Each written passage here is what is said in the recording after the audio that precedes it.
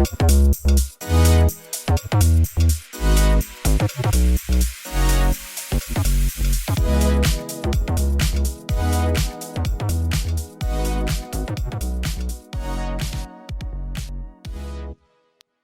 everyone. Happy New Year and welcome back to Prescribed Vibes. I'm Stephanie.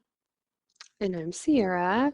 And today we're going to talk about something that we reference all the time. I think we actually said in our last episode that we needed to do this. And so we're going to break it down, give you guys something tangible when it comes to, Your mental health toolkit.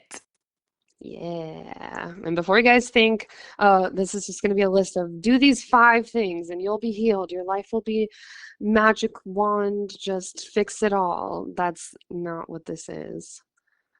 Definitely, it's not close to that. We want to be able to give you a lot of different options to choose from.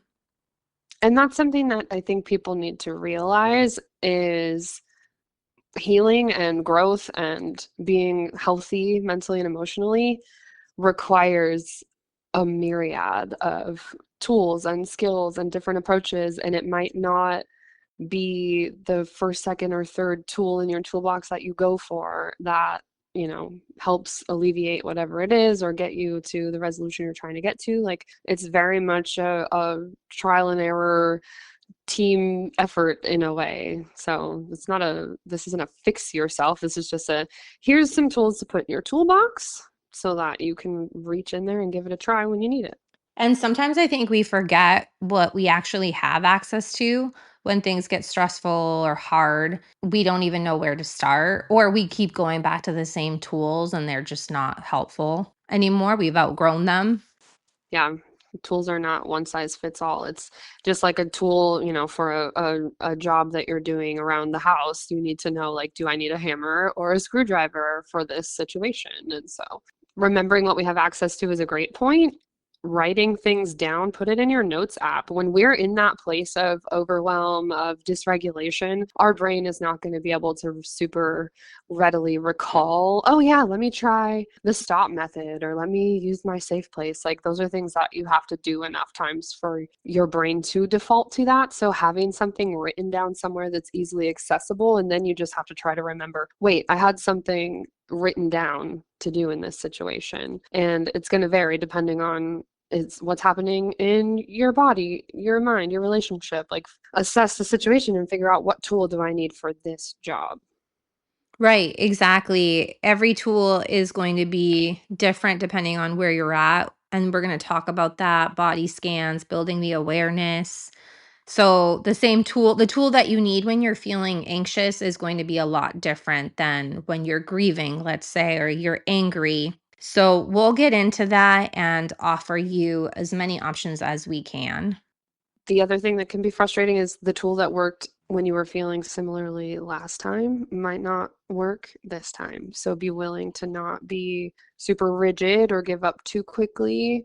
If at first you don't succeed, try again, right? Do something new. We're like, okay, I just journaled and I still feel terrible. Let me try this. Let me try that. Let me try this other thing. Keep going down the list. Right. So today we're going to talk about and walk you through different categories of tools because, like we said, every tool is different. And we're going to help you start noticing which ones you've already have and which ones you might want to build on. So for starters, we're going to cover what we talk about a lot is the awareness tools. Yeah, we always start here because awareness is really the foundation for everything. Like turning our attention to what it is that we're feeling, why we're feeling that way. I mean, you have to start there to get anywhere else. And the wild thing is, a lot of us are walking around with hardly any awareness at all. It's autopilot, it's just moving through it. It's reactive rather than attentive. And so we're going to start exactly there with awareness. And now that you say that, it's like what you and I were talking about recently, where sometimes I forget to be aware of what my body is telling me. And when that goes unchecked, I am responding or reacting, because I'm reacting really because I haven't been paying attention to my body. So we really can't change what we don't notice. We want to emphasize that it is really the first step. Definitely. Awareness tools helps you answer the question, what is actually happening right now? We can have certain responses, react things going on in our mind and in our body to alert us to check in. Yeah, and I've recently had to do a lot more check-ins with myself, especially around the holidays. My kids are on winter break. I need to take a step and ask myself, okay, what's going on with me right now? When I wake up, how's my body feeling? Where are my thoughts? How are my emotions? It may sound silly, but checking in with yourself also supports the relationship with ourselves that we've talked about. 1,000%. I cannot stress that enough.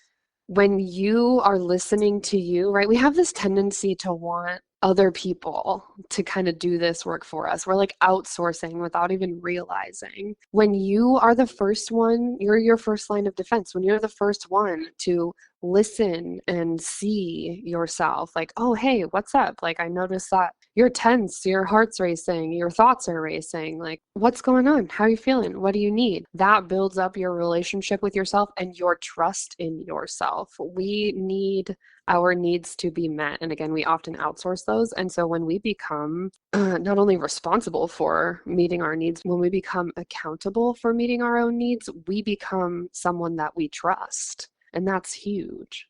Yes, I love that you said this, that we try to look for the external for others to help to regulate. Or I've joked around, I don't know if I've said this to you before, like, I want an adult supervisor to tell me when, hey, you need to drink some water. Hey, you need to eat this, because sometimes it can become exhausting to do that, to be with ourselves so much, but it is a practice and eventually it does get easier. One of the things that I've been talking to clients about is naming the emotions and really putting that label and even saying it out loud. I have a client that will say to me when he feels joy, he's like, "This is joyous. I'm feeling joy right now." So, naming emotions instead of just saying I'm fine or I'm stressed, like really just pinpointing what are you actually feeling and being honest with yourself about it. And if you struggle with that, I want you to go Google an emotion wheel. Mhm. And an emotion wheel is something you can look at that names all different kinds of emotions. So rather than just being like I'm stressed or I'm upset or I don't know, I just feel funky, this is going to help you really narrow down the specific emotion that you're feeling. And once we can do that, we have better direction on where to go to alleviate that feeling. We just have to be able to really pinpoint what it is to get there. Right. And as I was saying before, sometimes it could be exhausting, or for some people it can get frustrating because awareness doesn't feel productive at first. When you're paying attention to what your body is saying or what your emotions, what you're feeling, you may be just like, "Okay, cool. I am feeling this, and what now?" But again, that is the very first step that we want you to take. And yeah, to just build on that, like I cannot stress to y'all enough, we cannot stress to y'all enough how not easy this work is. So if you're doing it, for one, give yourself a pat on the back because this is hard stuff to do. It is exhausting. And you're like, oh, it's just thoughts. It's just, managing my feelings. No, it is exhausting to go from unconscious to conscious, basically, like to be aware and constantly scanning your thoughts and your body and checking in and trying to manually override your natural systems that have built up over time. It is exhausting. So don't be surprised when you're like frustrated or tired or just over it. Give yourself a little break and come back to it. But don't be shocked when it's tough stuff because it is. If it were easy, everyone would do it. It's not. So kudos for trying. Right. It's definitely that doorway. And like you said, sometimes we're in that autopilot, or for some extreme cases, we're just numbing or distracting constantly. So that is why we're just putting it out there as a foundation. And now we're going to start talking about the regulation tools. Yeah, so regulation tools is probably what you guys are going to commonly think of when you think like coping skills. That's to help us regulate and get control over the feelings in our body, what's happening internally.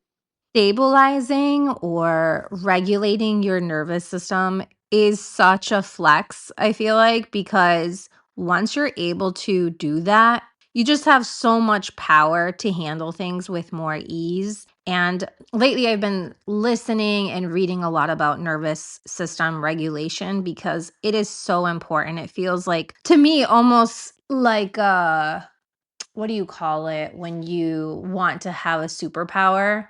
It is a superpower. Being able to focus on regulating your nervous system and having the ability to do that and doing it faster and faster is going to be so helpful. You guys seriously have no idea how important this is, and I would go so far as to call it a epidemic, if not a pandemic, that like Yeah. people's nervous systems are in overdrive, and to the point where like having a regulated nervous system for any extensive period of time is almost unheard of. And this is causing so many more issues for ourselves, not only like externally and in our life and our relationships and just our experience of the world around us, but you guys, on a physical internal level, medically, the consequences of not having a typically regulated nervous system is exorbitant as well. Do your research into that, but so many issues can lead back to this. So I cannot stress the importance of preserve your peace needs to be the number one priority. And that's a broad statement, and it's so much more complicated than that, right? It's not a matter of just flipping off all responsibilities and relationships and anything that, potentially challenges you or pushes you outside of your comfort zone, but being able to manage your thoughts and emotions in a way that keeps your nervous system regulated. That's where a lot of these tools come in. So let's talk about some grounding techniques that can help you guys out with this. Yeah, and I think it's really comes down to the how. So, like you said, could it be grounding techniques? Is it taking a pause, like the power in the pause, right? Taking a step back before responding. Now that you're aware of what your body's feeling is just I'm going to take a walk. I'm going to take a very very very deep breath, hold it in. That's something I like to practice. Hold it in for 5, 10 seconds, paying What attention about to box breathing? yeah, that's a great one.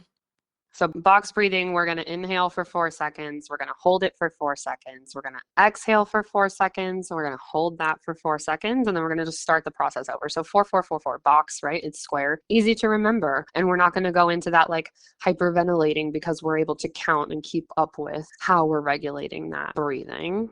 Another way that I like to regulate my breathing is to imagine a balloon deep in my stomach, like down low, and trying to imagine it inflating as I inhale and deflating as I exhale. Some imagery at least goes a long way for me.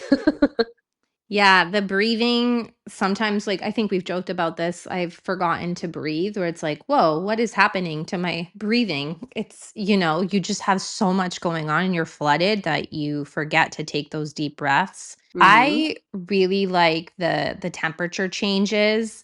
For me, I didn't realize how much my body responds to whether it's cold air or sometimes I get in my car and immediately press the butt warmer and it's just like a nice cozy feeling, and then getting out of there into, like, cold weather, I don't know, something about that contrast for me feels so good. So, if temperature changes works for you, it could be cold water, stepping outside, saunas, those are awesome. Just keep something like that in mind. Yeah, an ice pack, washing your hands with cold or hot water. If you don't have access to something that's going to help you physically experience a temperature change, our brains are silly little geese. We can trick it pretty easily. So, if you don't have access to doing some of those things, close your eyes, take some breaths, and imagine holding your hands over a fire and how warm that would feel. Imagine putting your hands down into the snow or doing like a snow angel. Like you can imagine, and if you really involve your senses in imagining that, what would I be feeling? What would I be smelling? That's really going to help. And it's not going to be as effective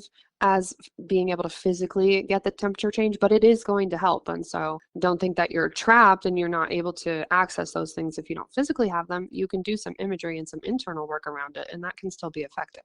Yes, and I think we talked about this before. I know we've talked about movement, and that doesn't mean you need to go to the gym, you need to exercise, or you need to go for a walk. Even if Mm. you don't have the energy to go for a walk, even if it's just stretching, like just bring your arms up and stretch, or just some of that, the butterfly hug, the tapping, the a short, like if you have stairs in your house or if you could pace around for a little bit, that's okay. Just moving your body will help you regulate as well.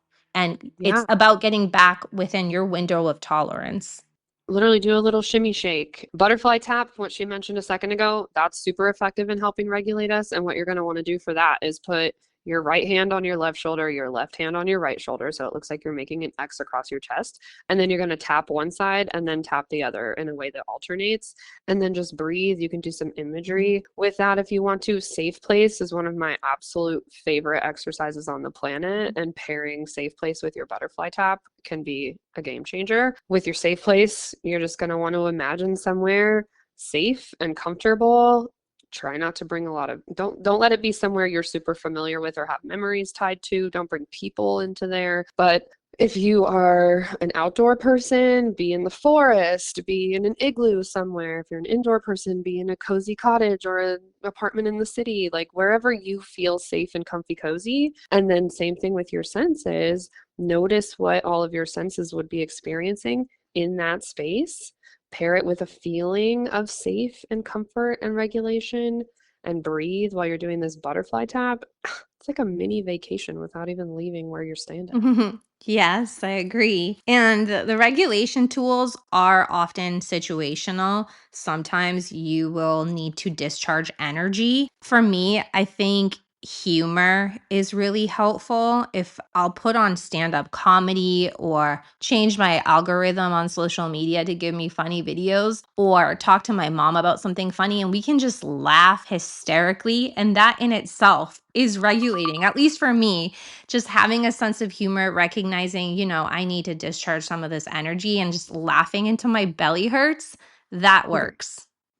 We can, again, get creative and from situation to situation, moment to moment, try to figure out, okay, what do I need? What feels right and best for me right now in this moment? It might not be the same as the last time you approached it. Having those multiple options matter. And we are going to talk about the cognitive tools. Yes, so cognitive tools are tools that work with your thoughts, just like that might sound. So I had recently reached out to my therapist and I was like, "Hey, can we have a session sooner?" And then I'm like, "Nah, I can wait. I can wait. I can use my tools." And she responded by saying, "Keep in mind the CBT, cognitive behavioral therapy, the reframes." And yes, I'm not saying that there isn't power in reframing. So we're going to talk about that. This isn't just think positive, right? Everything's going to be okay. It'll all work out. Really identifying those thoughts we've mentioned in other podcasts that are just not helpful.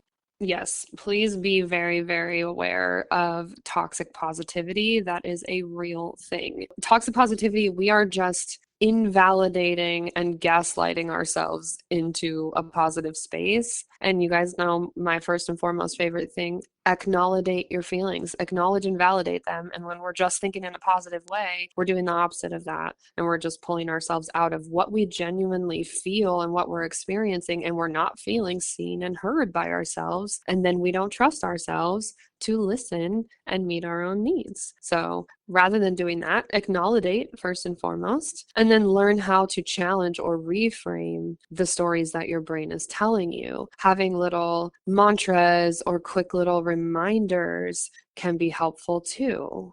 And with the reminders, I'm going to keep this simple. Asking yourself, is this a fact or is this a fear?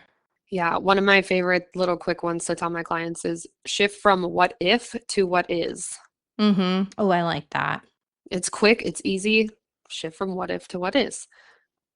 One of my clients, you mentioned a minute ago, like just pause and take a moment. Her little thing is pause for the cause. And that's like a quick little easy, like, wait, pause for the cause. The stop method, that's more of a DBT skill, right? I think you actually taught me that like years ago. But imagine, right? Imagery goes a long way too with our brain. And when we compare things together and there's association, it helps us to reinforce these things in our mind and remember to use them. And so imagining a stop sign coming up and it's red and it says stop in big letters, and that prompts you to take a pause. And then it's an acronym: stop, take a step back, observe, and proceed.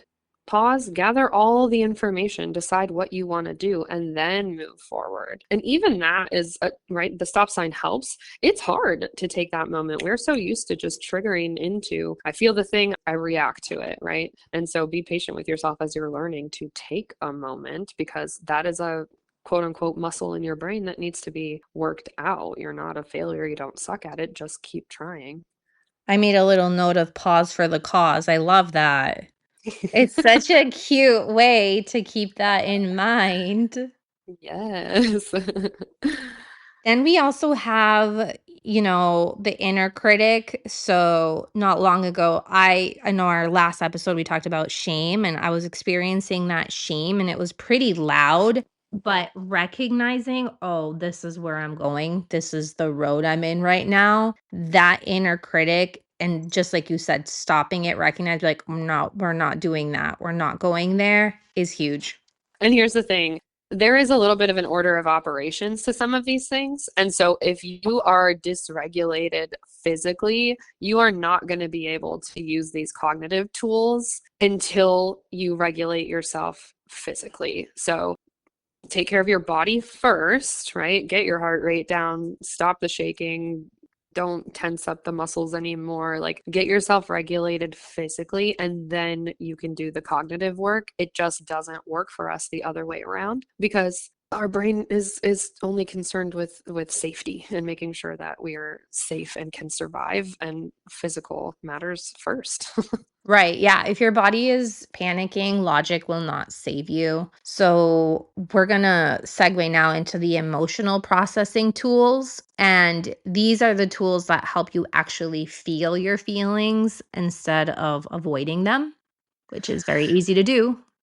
Not only is it easy to do, but gosh, most of us were taught, whether directly or indirectly, intentionally or not, we were all taught growing up, right? Like, you're fine, you're okay, stop crying. What are you crying for? I'll give you something to cry about.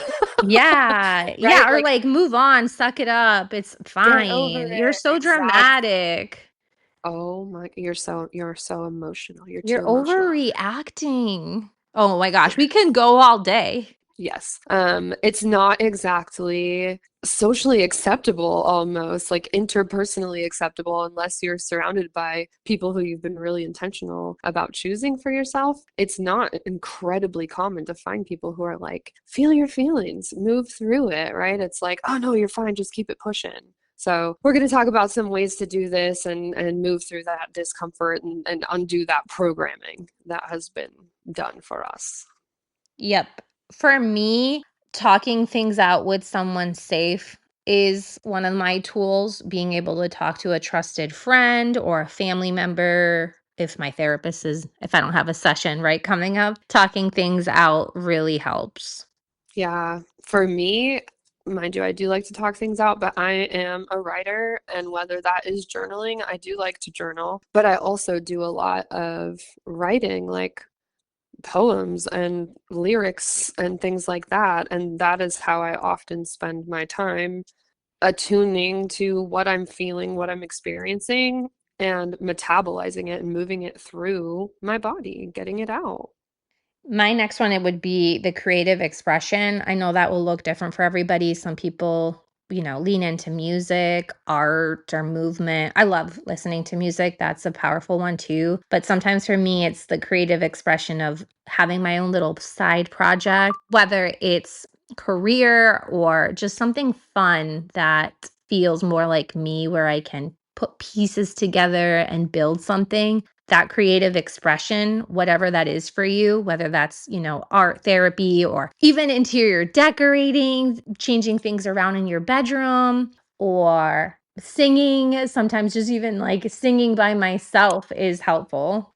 Yeah, and I think on the opposite side of that, it's very important. And we don't, I think, often have awareness around. Like, we might just listen to what we like, what we're familiar with, what we usually listen to, right? But really pay attention to, and not only listening to music, but watching TV shows and movies and the things that we expose ourselves to. Pay attention to what message that's sending, what mood that's putting you in. If you're sad and you're listening to really sad music, is that helping you feel seen and validated and not alone in that feeling? And it's helping you to come out of it a little bit? Or is it reinforcing that sad feeling? And maybe we like to indulge in that a little bit, but we need to listen to something that's maybe going to pull us out of it and bring us into a lighter, happier place. And same with, again, movies and things like that. So just pay attention to, is what I'm consuming on that level helpful in moving me through this space, or is it keeping me stuck in it?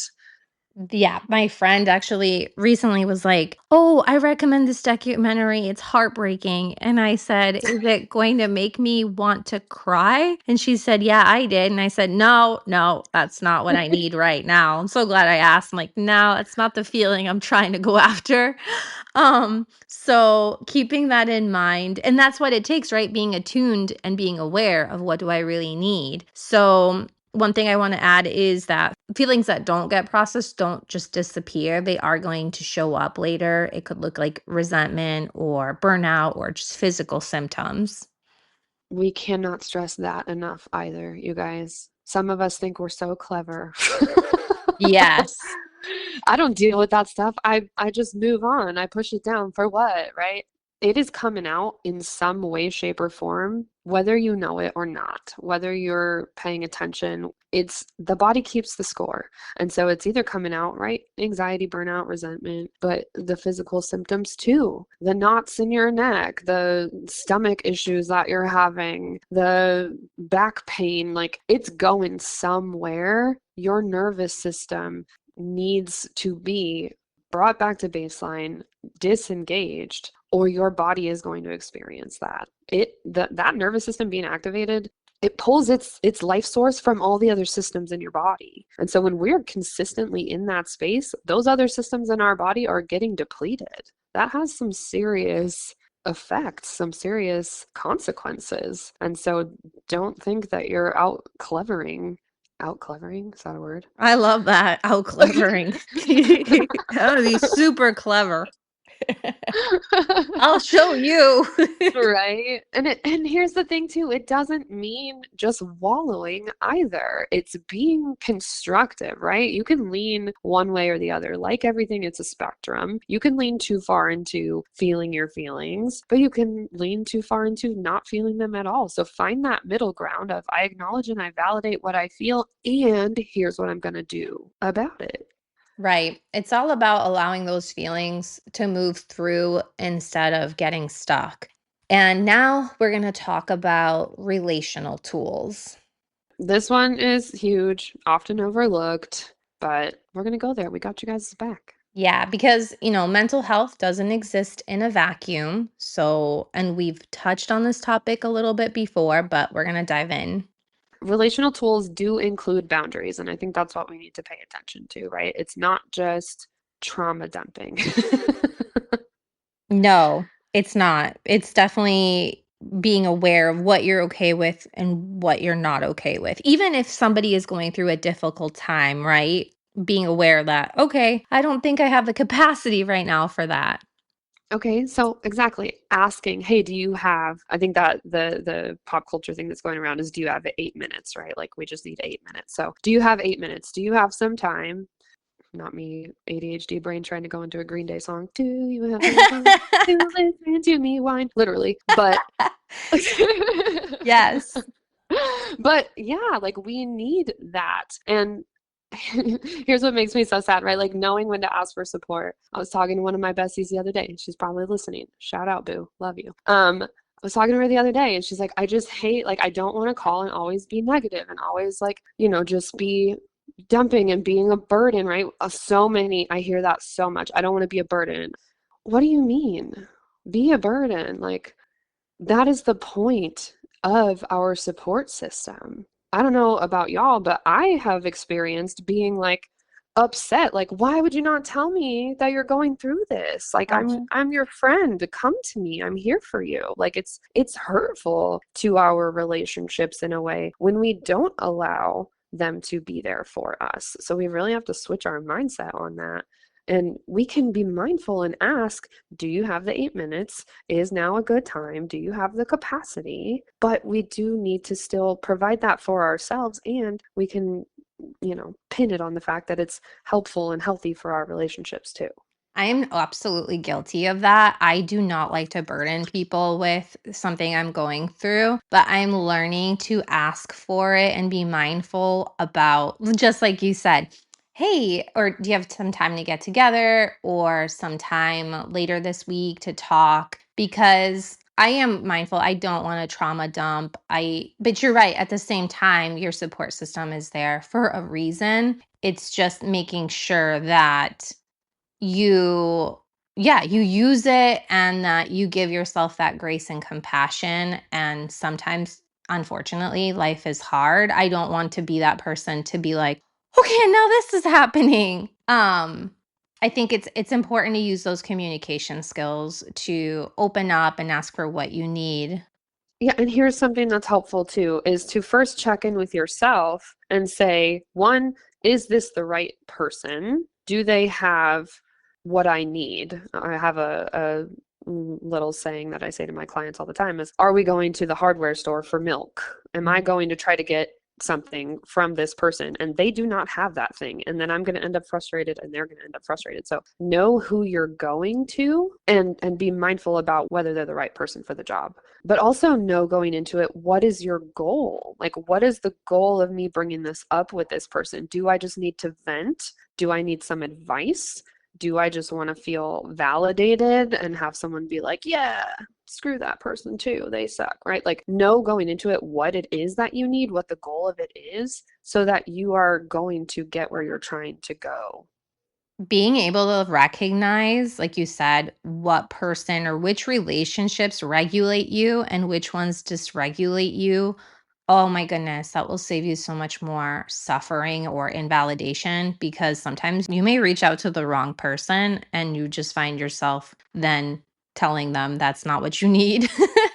But being able to put that in your toolkit is identify which relationships support your nervous system, regulate you versus those that really trigger you and don't do anything good.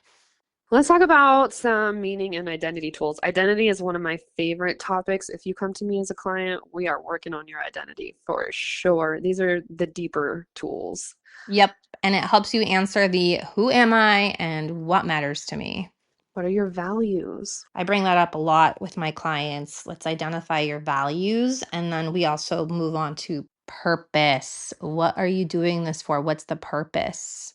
Spirituality is going to be a part of that. What do I believe? What's my anchor in this world? Right. It doesn't even have to be, about God or religion. It's so different for everyone. Hmm. The legacy, that's a big one that I've covered with a specific client. Self-trust. How do you go about trusting yourself? Self-trust is a huge part, right? It's already come up several times in this episode. You would be surprised at what you're communicating to yourself interpersonally, internally, when it comes to whether you can trust yourself or not. And so when people are feeling stuck or feeling empty, it's often because of this part of the toolkit is underdeveloped. Not knowing who we are, where we're going, what we stand for, that leaves us just floating out in the ether. And that's a very uncomfortable space to be. What's the saying? If you stand for nothing, you'll fall for anything. Yep. Yeah, That that's a feels big like one. the basis of this. And you can cope all day long, but if your life feels misaligned, those symptoms will remind you of that. You will And start to experience something's off. start to recognize those symptoms as an alert to something is misaligned. Right. Let Exactly. that prompt your curiosity, and right, rather than being reactive with all of these things, instead of being reactive, be resolution oriented. Okay, message received, what do I want to do about it? What are my options? Where do I go from here? With that said, we've covered a lot of different categories, and We are hoping that you have been able to take some notes and really, how do we build this toolkit? Because it is going to be different. So, very unique for everyone. Yep. So if you're listening and you're like, okay, I have two tools and they barely work, like that's okay. Hopefully you got something from this episode. I feel like I could do a 2 hour long episode on different tools and skills and mantras and reframes and Yeah. all of that. But hopefully this is a good start. If we missed anything, let us know. Like, hey, I don't know what to do in this situation, or I tried this thing and it doesn't work. Like, give us some ideas. We're happy to elaborate on some things, but hopefully you can start using some of this now. And just remember that toolkits are built over time. You can add to it at any point, you can pivot. Pivot. Doesn't have to be rigid or concrete. It's like, this is my box, that's it. Allow yourself to have an open mind and be resourceful. Yeah, not one size fits all. And the cool thing is, like, the more tools you add to your toolkit, like, you'll get favorite ones and you might use them in phases. And then in 10 years, you'll be like, oh my gosh, I haven't done this one in forever. I forgot how great that one was. Like, you can go back to them, but they're meant to help you move through these feelings, these experiences with more self-trust and less self-judgment. Going back to our shame episode, it's not helpful. So, take the feelings and the thoughts that are uncomfortable as a prompt to check in with yourself, get curious, and figure out where do we go from here after you've acknowledged it. Love it. So remember, tools are not meant to eliminate discomfort. We really hope that you've been able to take away a few different options. Be patient with yourself. If it doesn't work immaculately the first time, these are things we build. If at first you don't succeed, try again, keep going.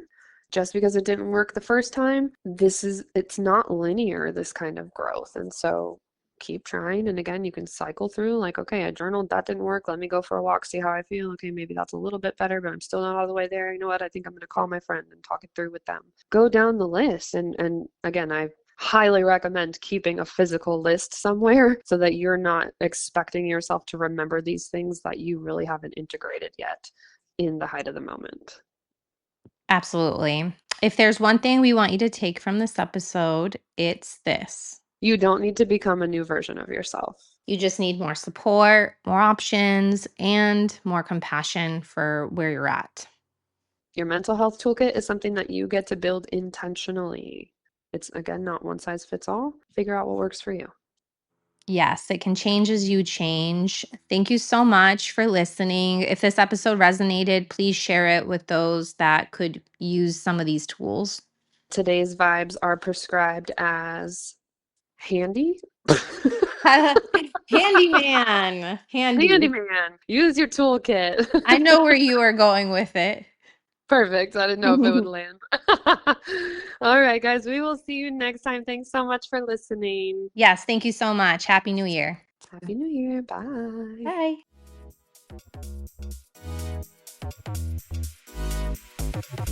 Bye.